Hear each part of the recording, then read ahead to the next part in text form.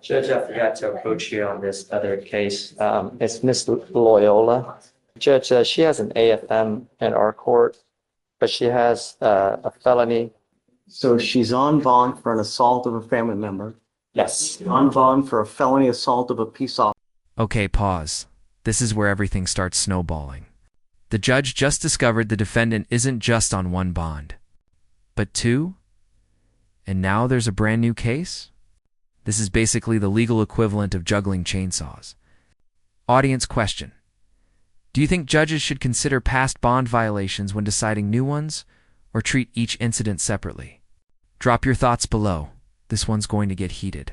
Officer, and now you pick up a new case. And what happened was she went to felony. Oh, hold on. I don't even think we've done probable cause yet. We are going to do probable cause. You have the right to remain silent. Anything you say can or will be used against you. You now stand charged with possession of marijuana. You're facing up to 6 months in jail and or $2,000 fine. Thank you, Your Honor.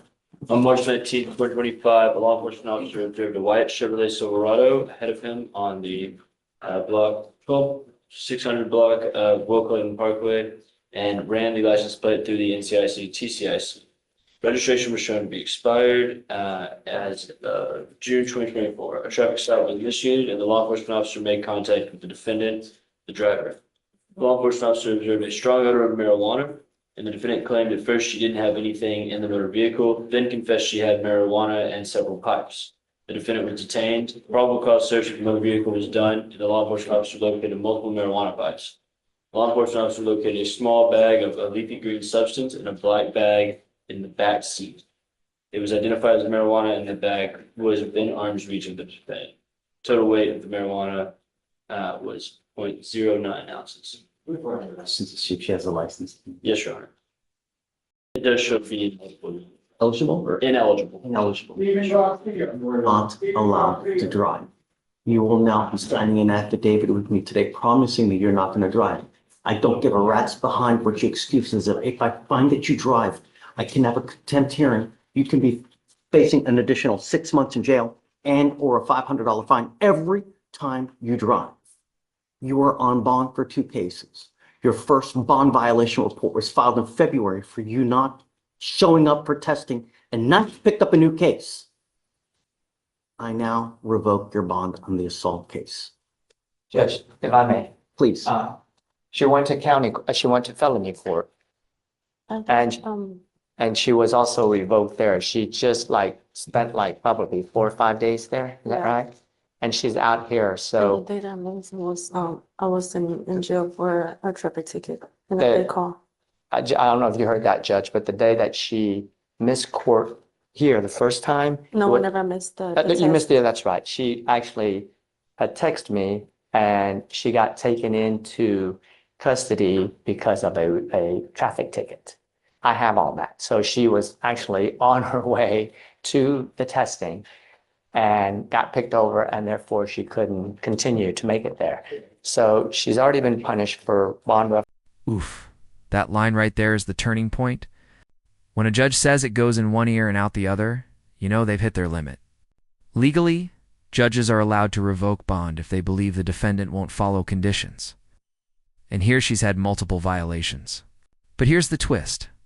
The defense claims she was actually trying to comply, but got arrested for something else on the way. So the real question is this justice, bad luck, or both? On the felony court, which she spent 5 days in jail last week. When did you get out on that?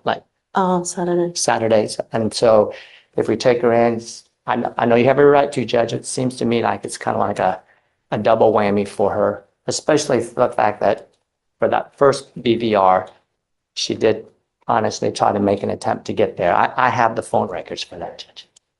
When someone tells me something and they repeatedly fail to recognize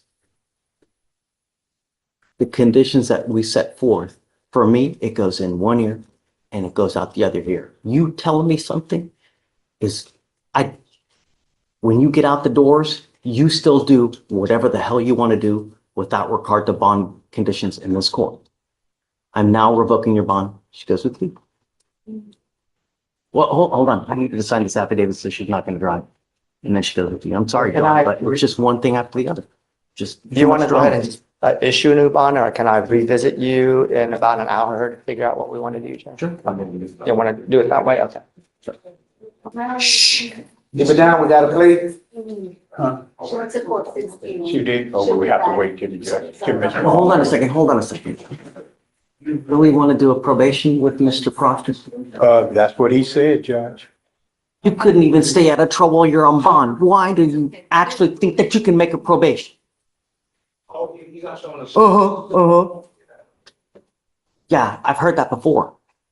How many times have I heard that before? How many bond violations have we had, Mr. Proctor? You know, you can lie to me, but you can't lie to yourself. You know, if you think you repeatedly fail to appear for court, you repeatedly fail to comply with bond conditions, how on earth do you think that you're going to be able to make probation where you have to do classes, you have to remain clean, you have to report once a month? You can't even report to court once a month. How are you going to do this for 12 months? History says otherwise, Mr. Proctor. Will we do a TRS? Before I do anything, I don't know how to go forward with him. And I think that probably the best way to see is to have Mr. Proctor evaluated to see what conditions and what is the appropriate way to go forward, because I have no idea what's going on in your life. I have no idea what you have, and we don't want to see you fail, Mr. Proctor. We want you to leave better than you came. But just doing this right here, it's just throwing you out there to the wolves. I mean, if you really think that this is the appropriate way, you can even, while you're on bond, for a couple months, stay out.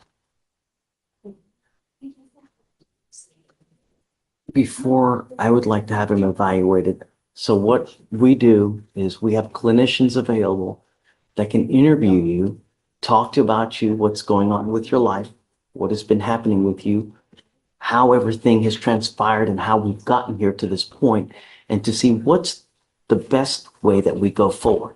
Do we need a treatment plan? Do we need inpatient treatment? Is it sufficient to do out? I don't know, but I'm not ready to do this just yet.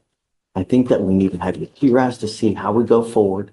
Let's see what they say. And then at that point, you want to court reporter regardless, right? Oh, no, sir, no, sir. We will respectfully honor the So let's, request by the court.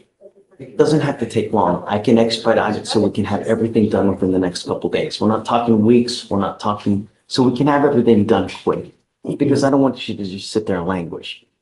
But I need to know how to go forward. And this, I don't think that this is the appropriate way. If they say after we have you evaluated, if they say and they give the blessing, then I'm all for it. I want to do what they advise because they know best. Every time I have someone TRAS'd and I deviate from it, we pay dearly. So that's why I trust them to give us the best advice as how to go forward. All right? Give me a couple days. Let me get the TRAS done. We can come back and then we'll go forward. Okay? Thank you, Judge. Thank you, I just want to make sure I have it right. So we're put away from TRAS before we do the plea. Right. Yeah, because I want to know what are the appropriate conditions that we put, because this right now, this is the type of probation that we usually do when people have, no violations or, they've been, but here we have multiple, 4 different violations from one thing or the other. So that's why. This is where the whole courtroom shifts gears. Multiple violent cases, repeated drug positives. And the judge saying, the revolving door ends today. This is a classic moment where the court moves from punishment to diagnosis. Instead of quick jail stints, they want a full evaluation, basically asking, is this criminal behavior or untreated addiction? Let me know, should courts focus more on treatment or consequences when someone racks up this many cases? Thank you, Thanks. Judge. Okay. Yes, sir. Thank you. Hey, Your Honor. I'm approaching on Mr. Portillo Sanchez. Judge, was presumptively positive for alcohol, fentanyl, and cocaine. Your Honor, he wants to take a plea for 180 days today, which he's got 22 days credit, so. I don't know. I mean, I think the last time we had said a year, right? We set it for trial, I think, on the 22nd-ish, and he wants to plead to 180. No, okay. Will you, is there anything the court would accept? No. I mean, I'm over and over and over. And I don't know if that's what it is that's causing everything in all these cases. But I have a sneaky suspicion that it could be due to all that. You now tested positive for cocaine, fentanyl, what else? An alcohol, Judge. Alcohol. You were on bond for 5 different violent cases. Goes with you. I'm sorry, Mr. Portillo. What I would like to do, because obviously now we now know that there may be a more substantive issue that may be causing all this. So what I'd like to do is have him TRAS to see how we go forward. But I'm not going to just continue to take these cases where we're basically pleading guilty, throwing him in there 30 days, gets out, he picks up another felony.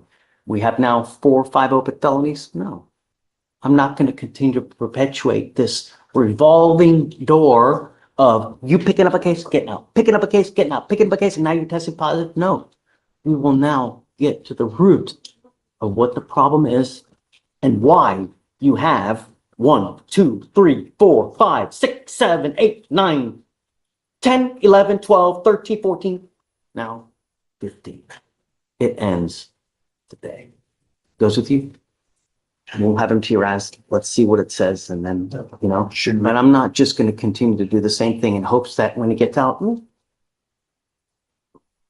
So, send it for TRAS. We'll come back in a couple days, get the report, and let's see what they say on how it goes. Okay. But I'm not going to just continue to do the same thing and hope for a unicorn because it's just not going to happen. You know? I would like to just, It's up to you. I would like, Want to? I mean, if, Can, but right, let's figure out what's going on. sure. I just want to see what I mean, Sure. obviously as his attorney, I need to Absolutely. see what his options are and meet with And I don't him. want you to do anything you are not kosher, or not happy with, you know? Before we do anything, you know, of course I want your blessing. And if he says no to what they say, then we just go Have to a trial. try. And we'll go one after the other. Just be ready, please. Okay. Should we, I guess, set him like for Friday or something and see, I don't know. It's probably gonna be the processing today. I don't know if it's tomorrow. No, there's no way. It's now 11:30. Till tomorrow, he's still gonna be processing. Right. So we can't start the TRAS until he's out. Latest will probably be Wednesday is when we get it done. I would say we probably will have the report. Well, but he'll be set for bail review automatically, right? For Wednesday or?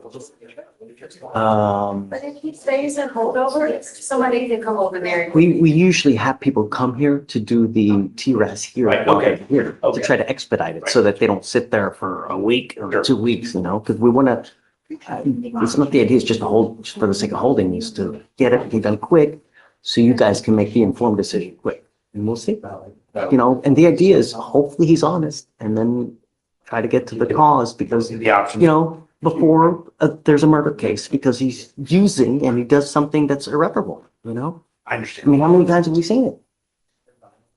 So.